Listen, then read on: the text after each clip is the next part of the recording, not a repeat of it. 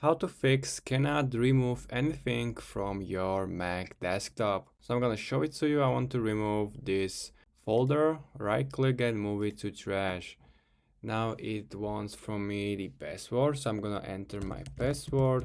Even if I'm logged as admin, I cannot finish this operation. The operation can be completed because you don't have permission to access some of the items. So it's pretty simple. You cannot even add a new folder to your desktop. So your desktop is probably locked.